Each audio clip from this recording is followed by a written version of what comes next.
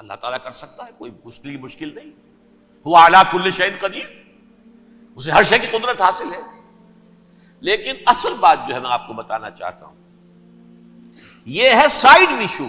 اصل ایشو ہے فلسطین کا جو شروع ہونے والا ہے. بھٹی دہکے گی وہاں.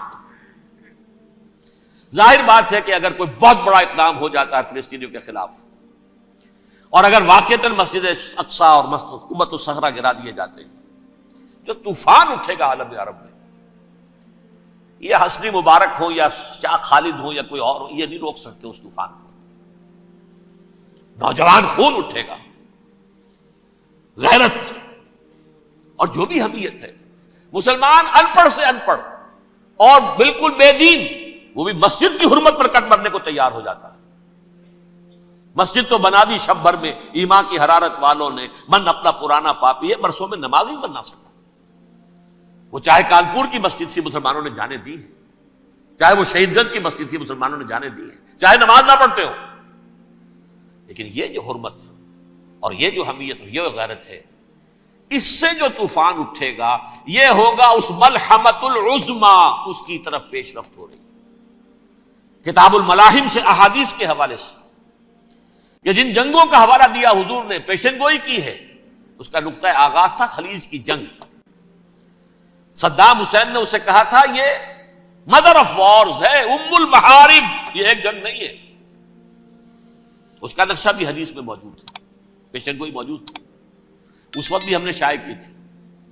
لیکن اس میں جو جنگ اب ہونے والی وہ الملحمۃ العظمی. ملحمہ کسے کہتے ہیں؟ لحم گوشت کو کہتے ہیں، اور قصائی کی دکان کو عربی میں ملحم کہتے ہیں، جہاں گوشت کے ٹکڑے کیے جاتے ہیں. آج کل مشینوں سے ہوتے ہیں، اب جو ہے وہ ہاتھ سے چھریوں سے نہیں ہوتے، لیکن ٹکڑے ہو رہے ہوتے ہیں، جسموں کے چیتھڑے اڑ رہے ہوتے ہیں. ملحمہ یہی لفظ استعمال کیا تھا حضرت سعد ابن عبادہ نے رضی اللہ تعالی عنہ یوم فتح مکہ. ان کے دل میں تھا کہ اب ہم انتقام لیں گے ان عربوں سے، ان قریش سے. الیوم یوم الملحمہ، الیوم یوم الملحمہ، یہ کہتے ہوئے جا رہے تھے. ایک خاص کیفیت، آج ہے گوشت کے ٹکڑے اڑانے کا دن. حضور سے کہا کسی نے جا کر کے ساتھ تو یہ کہہ رہے ہیں الیوم یوم الملحمہ، الیوم یوم الملحمہ. حضور نے فرمایا نہیں، ان سے کہو جا کر الیوم یوم المرحمہ، الیوم یوم المرحمہ، آج رحمت کا دن ہے، آج تو میں ان سب کو معاف کروں گا. لا تثریب علیکم اليوم، میں تم سے وہی بات کہہ رہا ہوں جو میرے بھائی یوسف نے کہی تھی اپنے بھائیوں سے. اذهبوا فانتم الطلقاء، جاؤ تم سب کے سب آزاد. وہ ملحمہ ہے جس کو کہ حضور نے حضرت معاذ بن جبل رضی اللہ تعالیٰ عنہ کی روایت ہے، اس میں سے جو ابو داؤد میں روایت آئی ہے اس میں الملحمۃ العظمی، عظمی مؤنث ہے اعظم کا. آپ کہتے ہیں جنگ عظیم اول، جنگ عظیم دوم.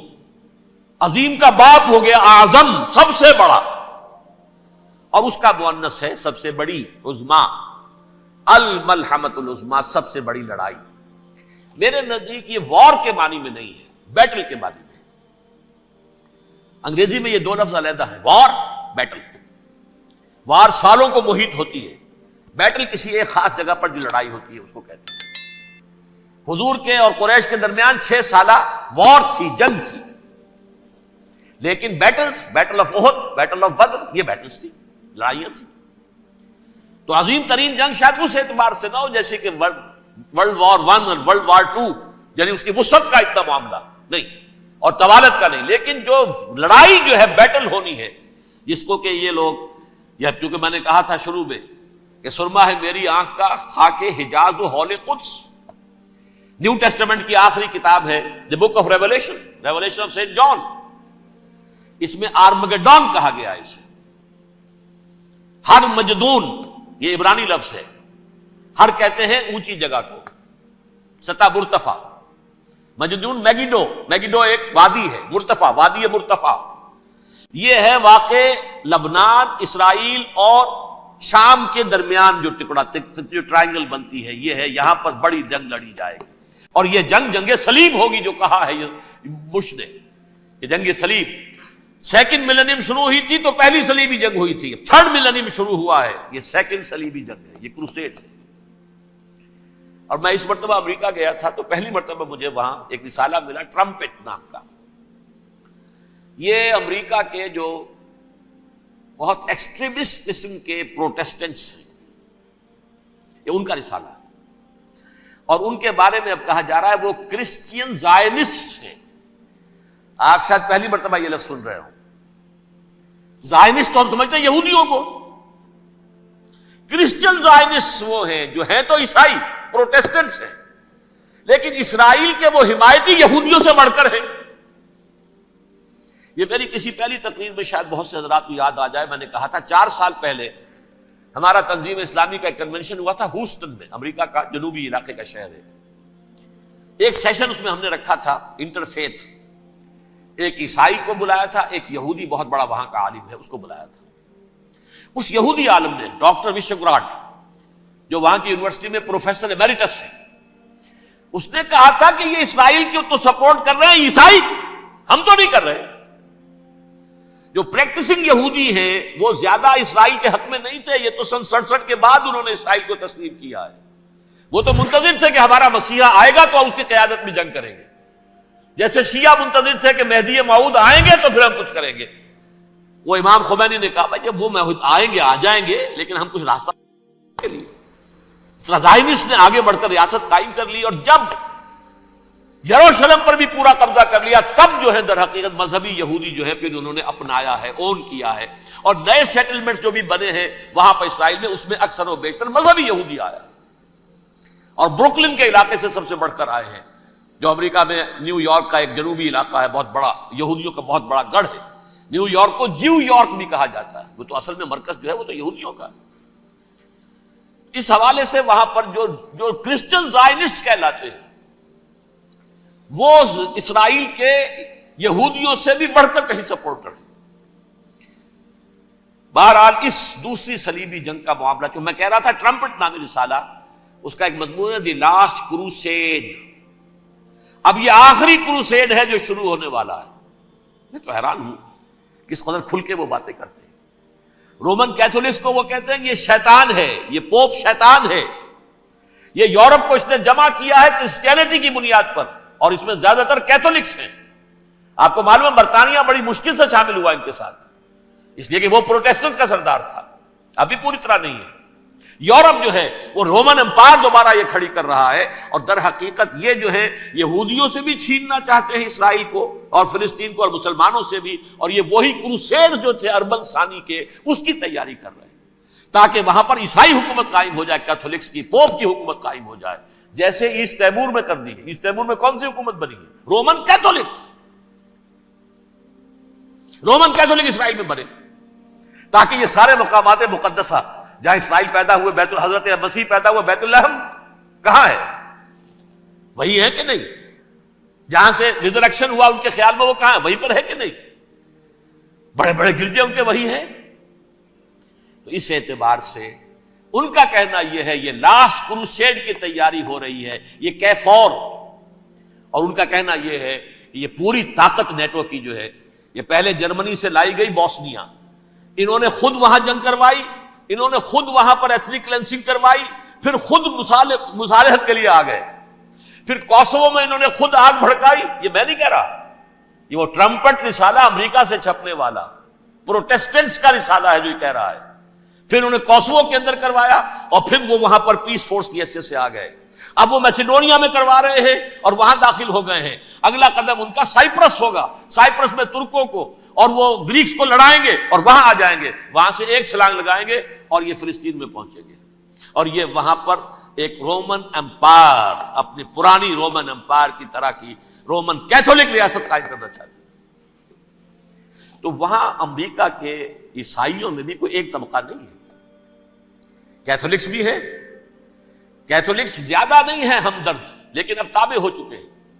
اسحاق ریبین نے جب یہ پیس ٹاک شروع ہوئی تھی، آپ کو یاد ہوگا شاید کہ جب وہ آیا تھا واشنگٹن سے واپس فلسطین اسرائیل، تو پہلے روم میں رکا for an audience with the pope, اور پوپ کو اس نے ایک مرتبان سا پیش کیا تھا، حضرت سلیمان علیہ السلام کے زمانے کا مرتبان، اور کہا تھا دیکھیے 3000 برس تک ہم نے اس کی حفاظت کی ہے، اب یہ میں آپ کے حوالے کر رہا ہوں. اس کے بعد سے پوپ جو ہے بالکل رام ہو گیا، اور وہ عیسائیوں کے ساتھ اور یہودیوں کے ساتھ ان کا پورا معاہدہ ہو۔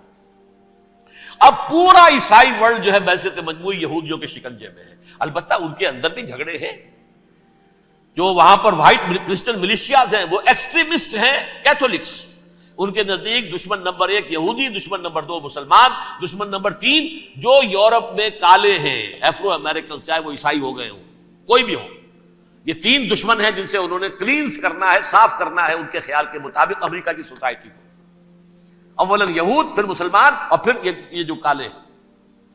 لیکن دوسری طرف پروٹیسٹنٹس کے اندر ایکسٹریمسٹ وہ ہیں جنہیں کہا جا رہا ہے یہ کرسچین زائنسٹ ہیں، یہ اسرائیل کے، اسرائیل سے بڑھ کر سپورٹرز ہیں۔ بہرحال یہ اب جنگ ہوگی، اس کا نتیجہ کیا نکلے گا یہ تو اللہ ہی جانتا ہے۔ اب میں آخری بات کی طرف آ رہا ہوں۔ آخری نتیجہ تو جو بھی کچھ اپس اینڈ ڈاؤنز آئیں گے، تلک الایام نداولھا بین الناس، آخری نتیجہ ڈراپ سین وہ یہ ہوگا کہ اللہ کے دین کا بول بالا ہوگا، اور پوری دنیا پر محمد کے لائے ہوئے دین صلی اللہ علیہ وسلم کی حکومت قائم ہوگی۔ وہ گویا قیامت کی تمہید ہوگی، اس کے بعد بس قیامت آئے گی، کیونکہ مقصد کائنات، تخلیق کائنات پورا ہو جائے گا۔ پوری مخلوقات کے اندر مقصد تخلیق، کلائمیکس آف کریشن محمد الرسول اللہ صلی اللہ علیہ وسلم، دین کی تکمیل محمد الرسول اللہ صلی اللہ علیہ وسلم۔ اور اس خلافت عرضی کے لیے جو حضرت آدم کو خلافت دی گئی تھی، جب اس میں وہ خلافت پوری دنیا پر قائم ہو جائے گی، اس کا مقصد پورا ہو جائے گا۔ And that will be the beginning of the end۔ اس کے بعد قیامت ہے۔ آخری نتیجہ تو یہ نکلنا ہے۔ اس سے پہلے سزائیں ہمیں بھی مل رہی ہیں، اور یہاں میں کانٹے کی بات جو چھوڑ گیا تھا اس کو بیان کر دوں۔ اللہ نے اس مغضوب علیہم قوم کو، اس ملعون قوم کو کیوں اب تک چھوٹ دیے رکھی؟ میں بتا چکا ہوں یہ بڑے عذاب کے مستحق ہو چکے تھے حضرت عیسیٰ علیہ السلام کے زمانے میں، چھوٹ دی ہے، ابھی تک ہے، بلکہ ایک مرتبہ ابھارا ہے۔ 1900 برس کے بعد ابھرے ہیں یہ، بالفور ڈیکلریشن 1917، سن 70 عیسوی کے بعد، تقریباً 1900 برس، 1850 برس تو ہے کم سے کم۔ پھر creation of Israel 1948، 1967 extension of Israel, یروشلم پر قبضہ۔ یہ سارا جو ہے کیوں ہے؟ اللہ تعالیٰ اس خیر امت محمد صلی اللہ علیہ وسلم، اس کے بہترین حصے کو سزا ان ملعونوں کے ہاتھوں دے رہا ہے۔ کیوں؟ جو جرم انہوں نے کیا تھا وہی ہم نے کیا۔ انہوں نے اللہ کی کتاب کو پیٹھ کے پیچھے پھینکا، نبذ فریق من الذین اوتوا الکتاب کتاب اللہ وراء ظہورہم، ہم نے اپنی پیٹھوں کے پیچھے پھینکا کہ نہیں؟ کولونیل رول سے آزاد ہوئے، کہیں اسلامی قانون نافذ کیا، کہیں اسلامی نظام قائم کیا؟ تو جو جرم ان کا تھا وہی ہمارا ہے، اور ہم خیر امت ہیں، اور ہمارے میں سے خیر ترین عرب ہے، ان پر اللہ کا فضل، ان کی مادری زبان میں اللہ کی کتاب موجود ہے۔ پھر انہوں نے اللہ کے دین کو پیٹھ دکھائی۔ جو ملک آزاد ہوا کولونیل رول سے، یا اس نے قبلہ کر لیا اپنا ماسکو کی طرف، یا کر لیا واشنگٹن کی طرف، کسی نے مکے کو قبلہ بنایا، یہ بدترین سزا ہے۔ ویل للعرب من شر قد اقترب۔ اور ترمذی شریف میں تو یہاں تک روایت ہے، من اقتراب الساعۃ ہلاک العرب، قیامت کے قرب کی ایک نشانی یہ بھی ہوگی کہ عرب ہلاک ہو جائے گے۔